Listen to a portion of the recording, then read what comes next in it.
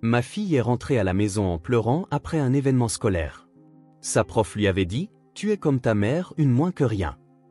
Le lendemain, je suis allée à l'école, restée silencieuse pendant la réunion, puis j'ai glissé un dossier sur la table, c'est de mon avocat. Page 3, l'enregistrement. Page 5, votre licenciement. Avant de commencer l'histoire, n'oubliez pas de laisser un like et de vous abonner à la chaîne pour voir plus d'histoires comme celle-ci. Ma fille est rentrée de l'école en pleurant jeudi dernier. Son visage était rouge, ses yeux gonflés et ses poings serrés sur les bretelles de son sac à dos. Avant même que j'aie pu dire bonjour, elle a tout laissé tomber dans l'entrée et a couru directement dans sa chambre. Je pouvais l'entendre sangloter depuis le couloir. Je l'ai suivie, me suis assise à côté d'elle sur le bord du lit et lui ai doucement demandé ce qui s'était passé. Elle ne voulait pas me regarder, secouait simplement la tête et tirait sa couverture sur son visage. J'ai attendu en silence. Finalement, elle a baissé la couverture et a murmuré quelque chose que je n'oublierai jamais, elle a dit que tu n'es personne. Au début, je n'ai pas compris. Qui a dit ça? Ai-je demandé. Ma maîtresse, a-t-elle chuchoté, à peine capable de sortir les mots. Mademoiselle Winsley? Elle a ajouté, je suis comme toi, une personne insignifiante. J'ai eu l'impression que ma poitrine s'effondrait. J'ai cligné des yeux, essayant de rester calme. Que se passait-il quand elle a dit ça? Lena m'a regardé, les yeux emplis de douleur. J'ai raté mes répliques pendant le projet d'histoire. J'étais nerveuse et j'ai oublié ce que je devais dire. Tout le monde me regardait, et elle a juste secoué la tête et l'a dit à voix basse, mais assez fort pour que les gens entendent. Je suis restée assise là, en silence, pendant une seconde, comme si mon cerveau avait besoin de temps pour assimiler les mots. Lena n'a que 9 ans. Elle aligne encore ses peluches sur son oreiller chaque matin. Elle m'appelle encore « maman » quand elle est fatiguée. Et cette enseignante, une personne en qui j'avais confiance pour la protéger et l'encourager, a regardé ma fille au moment où elle était la plus vulnérable et a décidé de la blesser encore plus en s'en prenant à moi. Elle a dit « Tu es comme ta mère, une personne insignifiante ». Ma fille a dû rester là, devant ses camarades de classe, à entendre ça. Je pouvais voir à quel point elle avait honte, comme si l'insulte avait une part de vérité, comme si me ressembler était quelque chose de honteux. Je l'ai serrée dans mes bras. Je lui ai dit que ce que sa maîtresse avait dit était faux et cruel, et que me ressembler n'était pas un défaut, mais quelque chose dont elle pouvait être fière. Mais je le sentais, au fond d'elle, elle avait déjà commencé à croire au mensonge. Je n'ai pas pleuré. Je n'ai pas crié. Je n'ai même pas décroché le téléphone. J'ai attendu qu'elle s'endorme dans mes bras. Puis, je me suis mise au travail. Je ne suis pas du genre à faire des esclandres ou à hausser le ton, mais je ne laisse personne blesser ma fille. Je ne laisse personne définir sa valeur, ni la mienne, par une phrase négligente. Le lendemain matin, je suis entrée dans cette école. J'ai demandé à parler au directeur, et mademoiselle Winsley était là aussi. Je n'ai pas argumenté. Je n'ai pas supplié. Je suis restée silencieuse pendant qu'ils donnaient leurs explications répétées et leurs petits sourires polis. Puis, j'ai sorti un dossier de mon sac et je l'ai fait glisser sur la table. Ceci vient de mon avocat. La page 3 contient l'enregistrement, la page 5 votre licenciement. Leurs visages ont changé instantanément. Et à ce moment-là, j'ai réalisé quelque chose. Je suis peut-être invisible pour eux. Je ne suis peut-être qu'un nom sur un formulaire de contact, ou la femme qui se présente aux réunions de parents sans mari à ses côtés. Mais pour ma fille, je ne suis pas personne. Je suis la raison pour laquelle elle dort paisiblement la nuit. Je suis celle qu'elle cherche en premier quand elle a peur. Et je suis la femme qui mettra le feu à tout le système s'il la fait à nouveau se sentir diminuée. On ne me traite pas de « personne ». Pas devant ma fille. Jamais. Je m'appelle Amamira Kallen, j'ai 34 ans, et depuis 7 ans, il n'y a que ma fille Lena et moi. Nous vivons dans un petit appartement de 2 chambres à Portland. Ce n'est pas luxueux, mais c'est plein d'amour. Il y a un canapé usé que nous refusons de remplacer, couvert de coussins dépareillés que Lena a choisi elle-même. Notre réfrigérateur est couvert de mots dessinés à la main, de tests d'orthographe et de la liste de courses que nous oublions toujours de mettre à jour. Sa chambre est un musée d'art au crayon et d'étoiles en papier de construction. La mienne est calme, principalement des livres et l'odeur de la tisane à la menthe poivrée. Je travaille à domicile comme chercheuse juridique pour une organisation à but non lucratif. Ça ne paie pas beaucoup, mais ça m'offre la seule chose pour laquelle je me suis toujours battue le plus ardemment, du temps avec ma fille. Après mon divorce, je me suis promis que je ne la laisserai pas grandir en se sentant mise de côté. Son père, Jess, a déménagé à Seattle un an après notre séparation. Il appelle pour les vacances et se souvient parfois des anniversaires. Je n'ai jamais rien dit de mal à son sujet devant elle, mais elle est intelligente. Elle remarque quand quelqu'un disparaît. Lena est la lumière de ma vie. Elle a 9 ans, elle est drôle, vive, d'une curiosité infinie. Elle ne supporte pas l'injustice. Elle tient ça de moi. Elle adore lire, surtout les histoires avec des filles courageuses qui se défendent. Quand elle avait 5 ans, elle m'a dit qu'elle voulait être à la fois vétérinaire et poète, et je lui ai dit qu'elle pouvait être les deux, et sans autre chose aussi. Elle va à l'école primaire Willard, une école publique à environ 15 minutes de chez nous. C'est le genre d'endroit où certains enseignants se soucient réellement des élèves et d'autres attendent simplement que le temps passe. J'ai toujours espéré que Lena tomberait entre de bonnes mains. Elle était excitée pour l'événement d'histoire vivante de cette année. Chaque élève devait choisir un personnage historique et faire une courte présentation à la classe. Lena a choisi Maya Angelou. Nous avons passé 2 week-ends à travailler sur son costume. Elle portait une robe noire simple et des lunettes, et tenait un carnet avec des citations qu'elle avait mémorisées. Elle répétait ses répliques tous les soirs avant de se coucher. Je peux être changé par ce qui m'arrive, mais je refuse d'être diminué par cela. C'est celle-là qu'elle répétait le plus. Elle disait que ça la faisait se sentir forte. Le matin de l'événement, elle trépignait dans la cuisine, trop nerveuse pour manger ses céréales. Je l'ai aidée à attacher ses cheveux et lui ai rappelé de parler lentement, de regarder les gens dans les yeux et de respirer. Juste avant qu'elle ne parte, elle m'a regardé et m'a dit « Tu penses que Maya Angelou m'aurait aimé ?» Je me suis agenouillé, j'ai arrangé le col de sa robe et j'ai dit « Elle se serait reconnue en toi. » Lena a rayonné. Elle m'a serré fort dans ses bras, puis a dévalé les escaliers, son sac à dos se balançant derrière elle. Je l'ai regardée par la fenêtre jusqu'à ce qu'elle tourne au coin de la rue. La maison était silencieuse après ça. J'ai fait du café, ouvert mon ordinateur portable et essayé de me concentrer sur une analyse de contrat sur laquelle j'étais en retard. Mais je n'arrêtais pas de jeter un coup d'œil à l'horloge. Je l'imaginais debout devant la classe, agrippant nerveusement ses notes, se souvenant de chaque réplique qu'elle avait répétée. Vers 15 heures, j'étais en train de conclure un appel quand j'ai entendu la porte d'entrée s'ouvrir avec fracas. Je me suis retourné et je l'ai vue debout dans l'embrasure de la porte, les yeux rouges, les lèvres tremblantes. Elle n'a pas dit un mot. Elle a laissé tomber son sac à dos, s'est dirigée directement vers sa chambre et a claqué la porte. Je suis resté figé. Ce n'était pas son genre. Elle est émotive, bien sûr, mais elle me parle toujours, toujours. Je me suis dirigé vers sa chambre, j'ai frappé doucement et j'ai ouvert la porte. Elle était recroquevillée sur son lit, les épaules secouées par des sanglots étouffés s'échappant de sous son oreiller.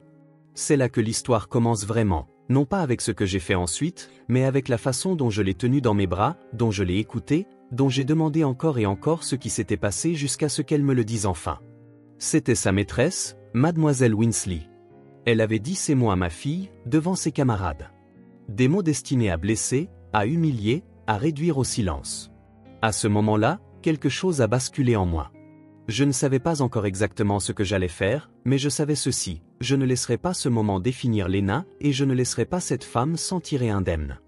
Il ne s'agissait pas seulement du commentaire cruel d'une enseignante.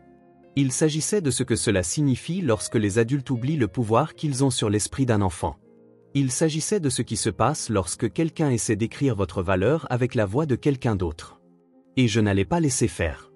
Après que Lena m'eut raconté ce qui s'était passé, je me suis assise à côté d'elle, dans un silence stupéfait. J'ai gardé mon bras autour d'elle pendant qu'elle parlait, extrayant doucement l'histoire, morceau par morceau.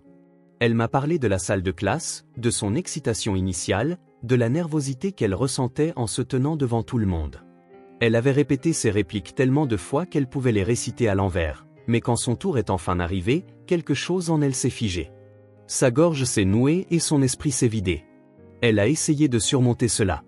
Elle a cherché du réconfort dans le regard de sa maîtresse. Au lieu de cela, elle a vu l'expression qui la hantrait plus tard cette nuit-là, une déception teintée de dégoût.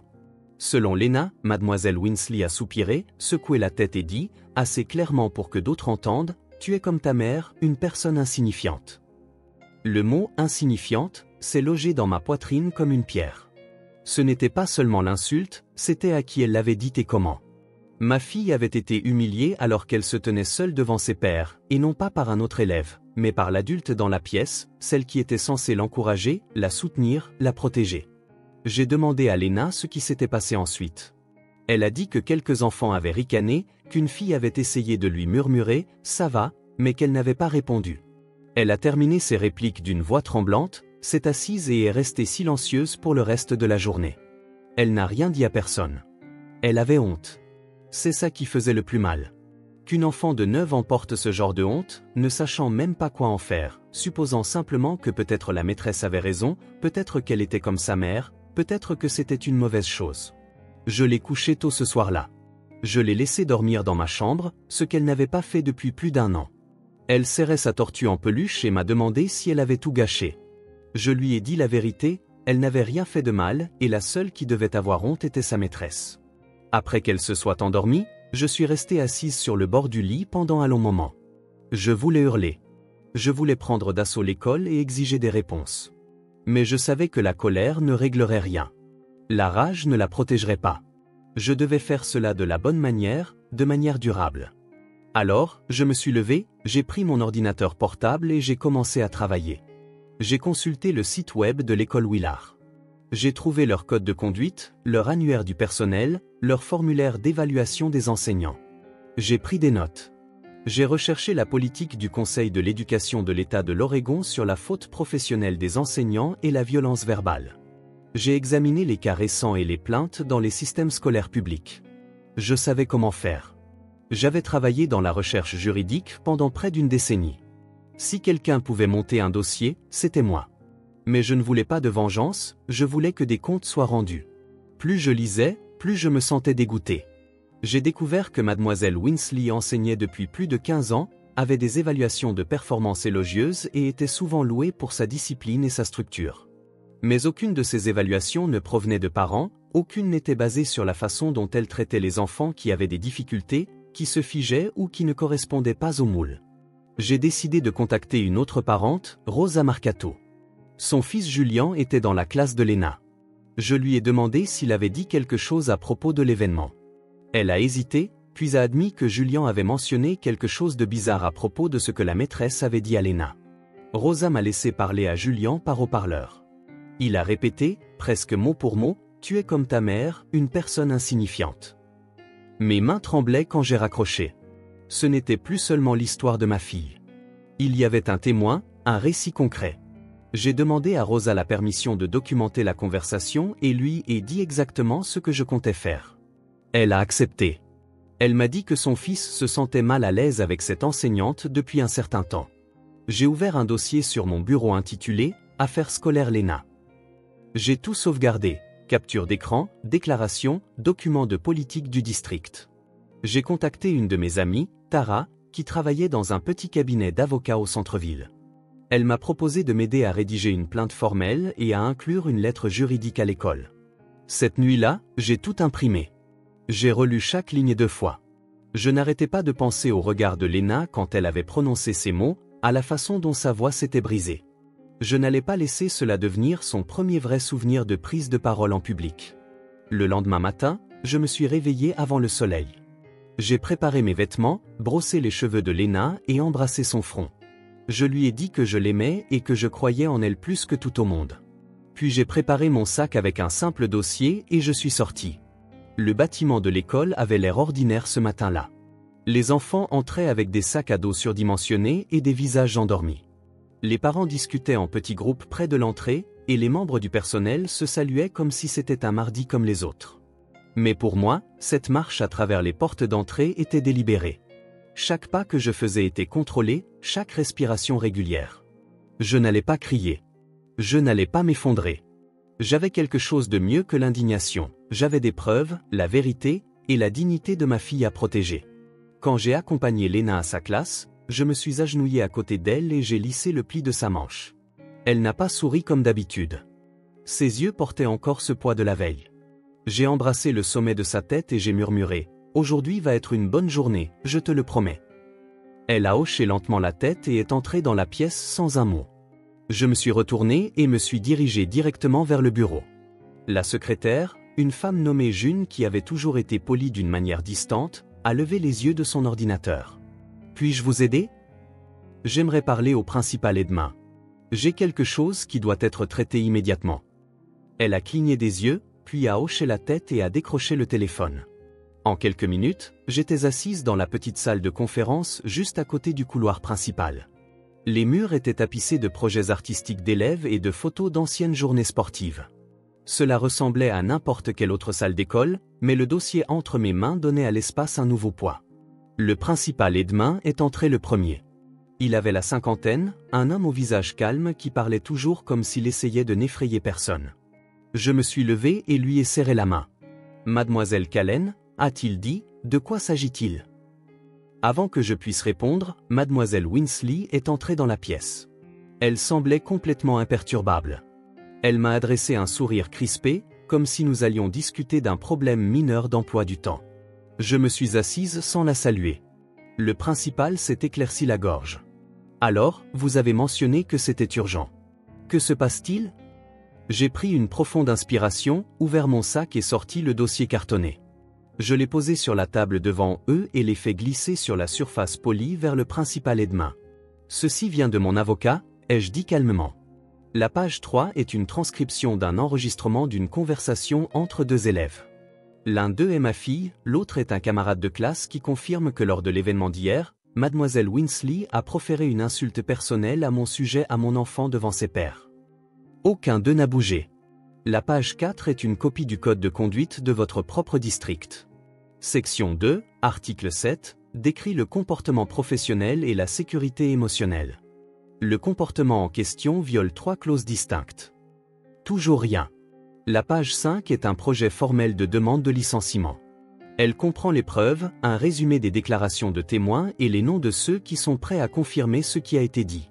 Nous la transmettrons au bureau du district si je ne reçois pas une réponse immédiate et appropriée. Le silence était complet. Le principal a finalement attrapé le dossier, l'a ouvert et a commencé à lire. Mademoiselle Winsley a ri une fois, à voix basse. Est-ce vraiment nécessaire ? C'était un dérapage. J'essayais de rediriger son attention. Je l'ai regardé directement. Vous avez humilié ma fille devant ses camarades de classe. Vous l'avez traitée d'insignifiante en me traitant ainsi. Elle n'avait pas besoin d'être redirigée. Elle avait besoin de soutien. Je ne l'ai pas dit comme ça. Je n'ai pas haussé la voix. Je ne me suis pas penché en avant. J'ai juste gardé mon regard fixe. Vous l'avez dit, et un enfant l'a entendu assez clairement pour le répéter mot pour mot. Vous n'avez pas le droit de minimiser ça maintenant. Le principal Edmin avait l'air visiblement secoué. Ses mains étaient jointes sur le dossier, ses lèvres pincées. Il a finalement dit « Merci, Mademoiselle Callen. Nous allons examiner cela immédiatement et contacter l'équipe juridique du district. Je veux que vous sachiez que nous prenons ce genre d'affaires très au sérieux. » J'ai hoché la tête une fois et me suis levé. En rassemblant mes affaires, j'ai regardé Mademoiselle Winsley une dernière fois. Vous avez dit à ma fille que j'étais une personne insignifiante. Vous avez essayé d'utiliser votre autorité pour lui faire honte. Ça a peut-être marché avec d'autres enfants, mais pas avec la mienne. Vous avez choisi le mauvais enfant. Vous avez choisi la mauvaise mère. Puis je suis parti. En traversant les couloirs, les élèves riaient, les casiers claquaient et les enseignants discutaient devant leurs portes. Cela ressemblait à n'importe quel autre jour d'école. Mais pour moi, tout avait changé. Parce que j'avais cessé d'attendre que le monde fasse ce qu'il fallait. Je l'avais fait moi-même. Je n'ai pas dit un mot en quittant la salle de conférence. Je n'en avais pas besoin. La vérité était maintenant là, noir sur blanc, sur la table devant eux. Laissez-les lire. Laissez-les y réfléchir. Laissez-les réaliser ce que cela signifie quand une mère cesse de demander justice et commence à l'exiger. Ce soir-là, j'ai reçu un appel du bureau du surintendant adjoint. Ils avaient reçu ma documentation et allaient mener une enquête interne immédiate. Je savais ce que cela signifiait. Cela signifiait que j'avais leur attention. Cela signifiait qu'ils ne pouvaient pas enterrer l'affaire. Le lendemain matin, Lena s'est réveillée plus joyeuse que je ne l'avais prévu. Elle a demandé si elle pouvait emporter ses fournitures d'art à l'école pour travailler sur une affiche pendant la récréation. J'ai dit oui. Je l'ai regardé ranger ses feutres dans sa trousse et ajuster les bretelles de son sac à dos. Il y avait de nouveau une force tranquille en elle. Elle n'était pas complètement restaurée, mais elle revenait. Plus tard dans la journée, j'ai reçu un autre appel, cette fois du principal Edmin. Sa voix était moins assurée que d'habitude. Il y avait une hésitation dans chaque mot. Mademoiselle Callen, A-t-il dit, je voulais vous informer que mademoiselle Winsley a été mise en congé administratif en attendant l'enquête. Elle ne retournera pas en classe pendant ce processus. J'ai laissé le silence s'installer un moment avant de répondre. Merci de me l'avoir fait savoir. Il a commencé à offrir une explication, mais je l'ai arrêté. Monsieur Edmin, je ne suis pas intéressé par les excuses. Je suis intéressé par les résultats. Si vous voulez reconstruire la confiance avec les familles, vous pouvez commencer par tenir les gens responsables.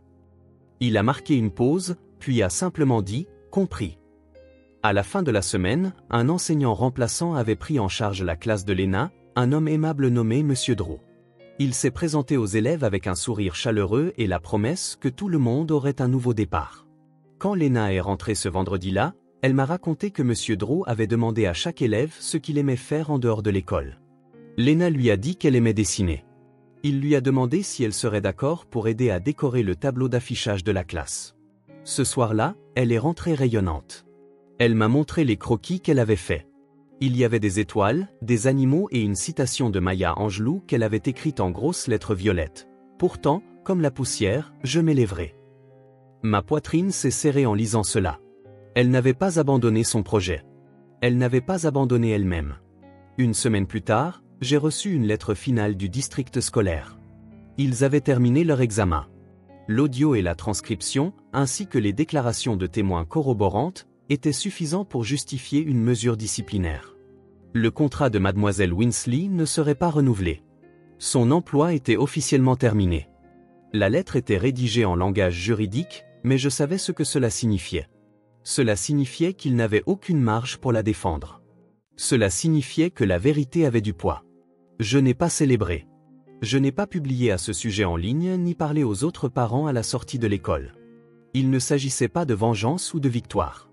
Il s'agissait de montrer à ma fille à quoi ressemble le fait de se défendre sans crier, de se battre sans violence, de se comporter avec dignité même lorsque les autres essaient de vous en priver.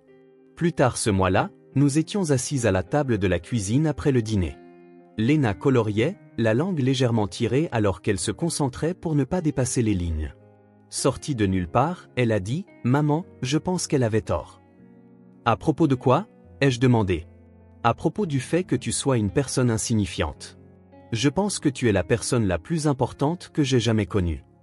Je n'ai pas pu répondre tout de suite. J'ai juste tendu la main sur la table et pris la sienne. Ce moment n'a pas effacé ce qui s'était passé, mais il lui a donné un sens. Il m'a rappelé pourquoi j'avais fait ce que j'avais fait. Pas pour les adultes de cette école, pas pour l'administration ou les politiques. Je l'ai fait pour la petite fille en robe noire avec la citation de Maya Angelou entre les mains, se tenant nerveusement devant une salle pleine de gens, espérant que quelqu'un la verrait. Et je l'ai fait parce que quelqu'un a essayé de la faire se sentir petite.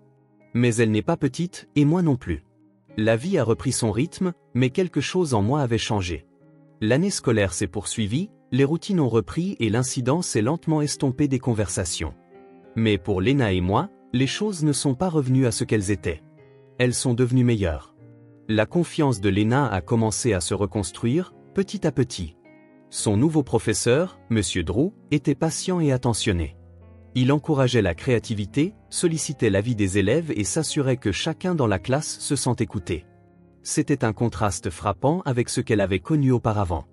Il n'a jamais mentionné l'incident. Il n'en avait pas besoin. Il lui a simplement montré ce que signifiait se sentir en sécurité. Un après-midi, Léna a ramené un prospectus de l'école.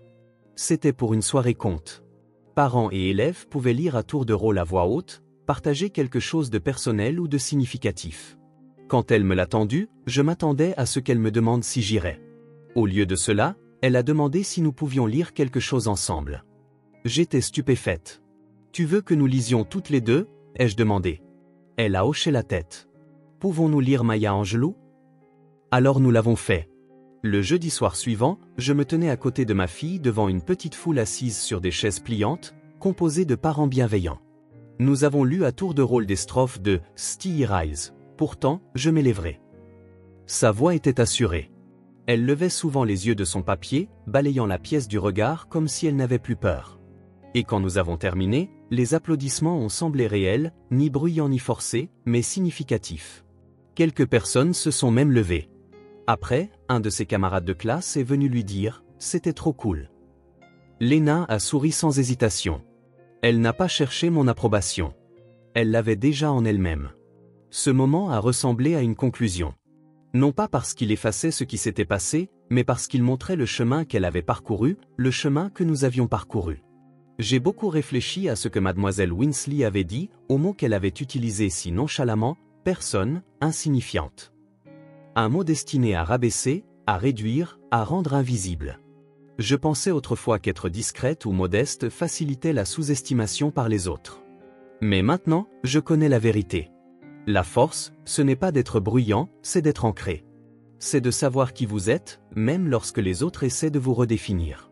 J'ai aussi réalisé que Léna n'apprenait pas seulement à être courageuse, elle apprenait à être observatrice. Elle avait vu comment j'avais géré la situation et elle y avait prêté attention.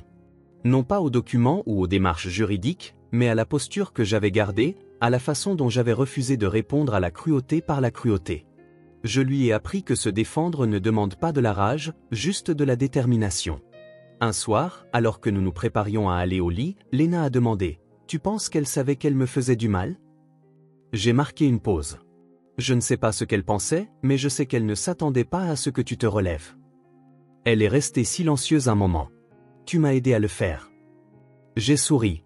C'est mon travail. Quelques semaines plus tard, l'école m'a invité à prendre la parole lors d'une table ronde de parents sur la communication dans les relations enseignants-parents. J'ai failli refuser. Ça ne m'intéressait pas d'être un exemple symbolique ou une histoire à valeur d'avertissement. Mais Léna m'a encouragé. Tu es douée pour dire la vérité sans être méchante, a-t-elle dit. Peut-être que quelqu'un d'autre a besoin d'entendre ça. Alors j'y suis allé. J'ai raconté notre histoire. J'ai parlé du pouvoir des mots des enseignants. Je leur ai rappelé que l'estime de soi d'un enfant peut être ébranlée par une seule phrase. Et j'ai dit ce qui devait être dit, que protéger les élèves signifie protéger leur dignité. Quand j'ai quitté la pièce, quelques parents m'ont arrêté pour me remercier. L'un d'eux, un père de 2 enfants scolarisés dans le district, a dit « J'ai déjà ressenti cette impuissance. Vous m'avez fait me sentir moins seul. » Cela m'a marqué. Parce qu'en fin de compte, c'est de cela qu'il s'agissait vraiment. Pas seulement de défendre ma fille, mais de refuser de laisser un enfant se sentir invisible, de refuser de laisser un parent sentir qu'il ne compte pas, de refuser de laisser les personnes en position de pouvoir parler sans conséquence. Ma fille n'est pas personne, et moi non plus.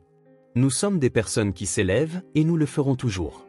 Si cette histoire vous a touché, si elle vous a fait réfléchir aux mots que nous utilisons et à l'impact qu'ils laissent derrière eux, alors partagez-la. Partagez-la avec quelqu'un qui a besoin qu'on lui rappelle sa valeur. Partagez-la avec quelqu'un qui élève seul un enfant. Partagez-la avec un enseignant, un parent, un ami. Parce que se défendre ne ressemble pas toujours à un combat. Parfois, cela ressemble à un dossier sur une table et à un enfant qui retrouve sa voix. Si vous croyez aux histoires qui font que les gens se sentent vus, donnez un « j'aime » à cette vidéo, laissez un commentaire. Je lis chacun d'entre eux. Et si ce n'est pas déjà fait, appuyez sur le bouton d'abonnement pour ne jamais manquer la prochaine. Ce n'est pas juste une chaîne, c'est un espace pour de vraies personnes, de vraies voix, et la force tranquille que nous portons en nous chaque jour. Merci d'avoir regardé. À la prochaine.